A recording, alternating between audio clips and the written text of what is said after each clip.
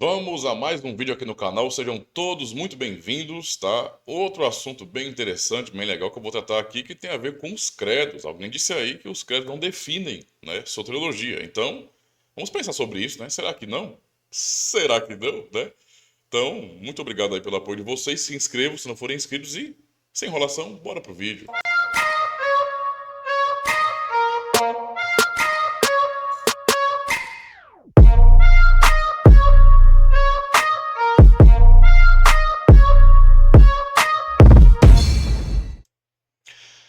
Bem, deixa eu me ajeitar aqui, né? Eu tenho que cuidar daqui a pouco, então. Então, o José Henrique Santos da Silva, muito obrigado por seu comentário. Ele comentou aqui no vídeo que eu fiz, né, sobre o arminianismo foi condenado como heresia ou erro, né? Onde eu comentei um vídeo do pastor Franklin Ferreira. Ah, então, ele falou bem assim: os credos ecumênicos, a saber, apostólico, niceno e atanasiano, não definem soteriologia. Será que não, meu querido? Porque, entenda bem, vamos pensar comigo aqui, ó. O que os credos são? Eu poderia definir os credos como sendo uma síntese da fé, não é? Ou então, o resumo, né? Ou então um sumário, onde cada artigo apenas sumariza, tá, uma teologia profunda, que foi base para fazê-los, né? Então, por detrás de cada artigo dos credos, existe sim uma soteriologia, ou uma teologia profunda e robusta. Então, não dá para olhar para os credos antigos e não respeitar a sua natureza. Eles foram feitos para quê? Né? Eles foram feitos para ser um manual de teologia sistemática? Não. Então é claro que você não vai ter definições nos credos. Você vai ter confissões de fé, não é? Que no fim são sumários. Sumários, tá?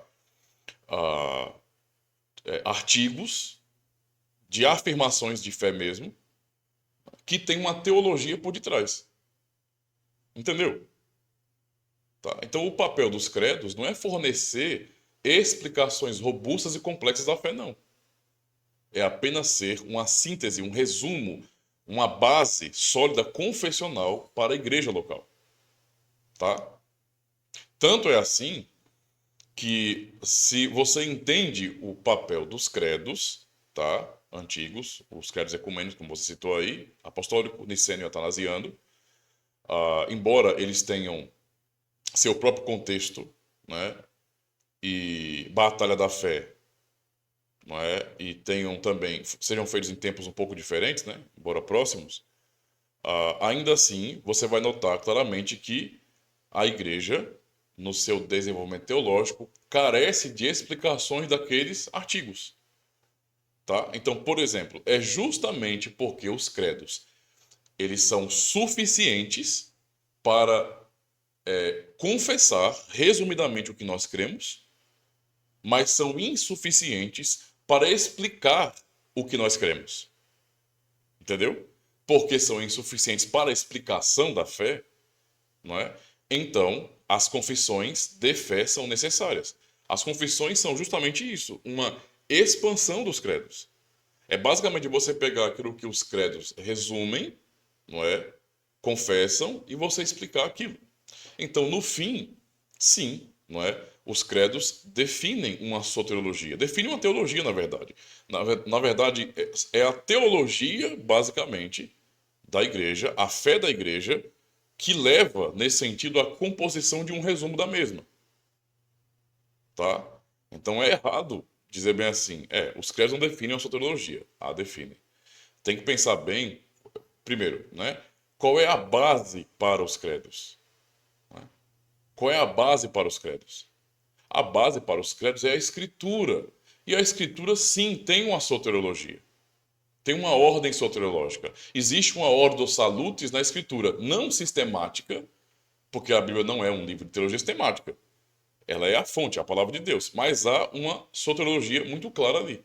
E, em primeiro lugar, a soteriologia é monergista. Então não tem como bíblica, não é? Não tem como, por exemplo, eu dizer assim, a Bíblia, ela fundamenta, ela dá base para o sinegismo. Isso é absurdo. O sinegismo é um desvio da Escritura.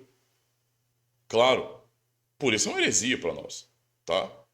Porque é um desvio da Escritura. É outra coisa, é outro ensino, é outro evangelho, certo? E justamente a Escritura são a base, né, para os credos. Os credos visam resumir aquela fé que aprendemos na Escritura. Então, sim, tem uma base soteriológica, tem uma ordem, né, soteriológica, sim, com certeza. Se você vai analisar, por exemplo, quando você vai ler nos credos, né, a pessoa no apostólico, creio na remissão dos pecados. O que isso significa? Será que é só um termo vazio? Será que quem compôs o credo, né, quem escreveu, a igreja que escreveu o credo, não tinha uma soteriologia em mente quando escreveu isso? Tinha sim. E essa soteriologia vem da Escritura. Assim vale para o credo niceno, atanasiano e assim por diante. Certo? Então tudo ali é realmente muito bem fundamentado, né, pela Escritura. É o resultado desse resumo da Escritura. Né? É simplesmente isso.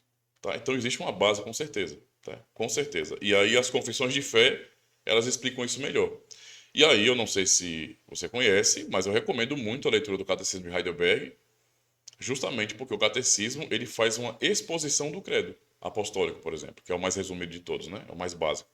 Mas faz uma exposição para mostrar o quê? Que cada artigo do credo tem por detrás uma profundidade teológica, um ensino bíblico profundo, tá?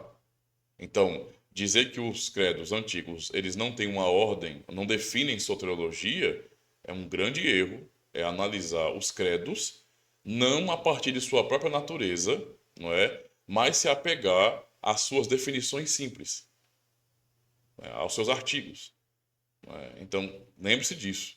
Os credos apenas sumarizam uma teologia robusta. As confissões de fé explicam o que os credos sumarizam, que por sua vez tem como base a própria Escritura. É assim que deve se olhar para os credos. Senão, obviamente, não é? Se vai entender que os credos são insuficientes. Nesse sentido, tá? Nenhum reformador, né? Vamos pensar bem. As igrejas da Reforma não teriam assumido os credos porque achariam os credos insuficientes. Então, por exemplo, se você vai até as Estudos de João Calvino, ele explica o credo. Se você vai, por exemplo, até a Confissão de Fé, não é, francesa, de 1559, o mesmo ano da última publicação da Instituto da Religião Cristã de Calvino, lá também, não é, ele vai mencionar, por exemplo, os credos apostólicos, os credos, no caso, ecumênicos, niceno, apostólico e atanasiano, como sendo adotados pela igreja. Né? Então, e se você vai analisar bem, os luteranos também fizeram isso, e os anglicanos também. Não há uma rejeição dos credos. Não é? Se as igrejas da Reforma entendessem que os credos são insuficientes, não definissem uma soteriologia, não é? Seriam insuficientes de fato, nesse sentido. E seria um desrespeito à natureza dos credos.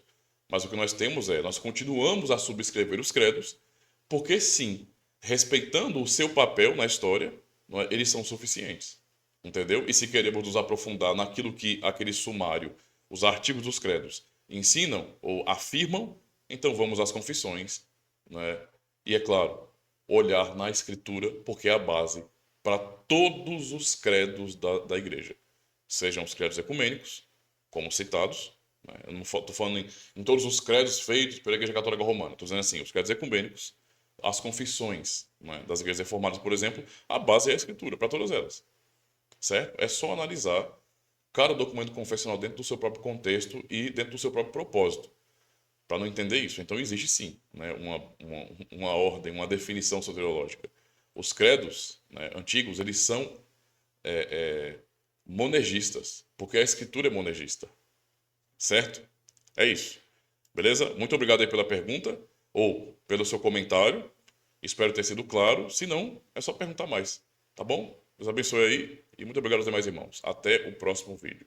Então, muito obrigado por ter assistido a mais um vídeo aqui no canal Cultura Reformada. Saiba que você pode ajudar ainda mais o canal Cultura Reformada de duas formas. A primeira delas é se inscrevendo, marcando o sininho, dando joinha nos vídeos que você assistir e deixando um comentário. Isso ajuda bastante no engajamento. E é claro, aquilo que pode fazer a grande diferença é você compartilhar o conteúdo do canal e recomendar nos seus grupos de WhatsApp, de Telegram, em suas redes sociais também, ou seja, espalhar, não é, o canal Cultura Reformada. E a segunda forma para você cooperar com o canal é se tornando um patrocinador. Se você tem julgado que o canal é relevante e tem de fato espalhado a fé reformada de maneira fiel e confessional, também se torne um patrocinador.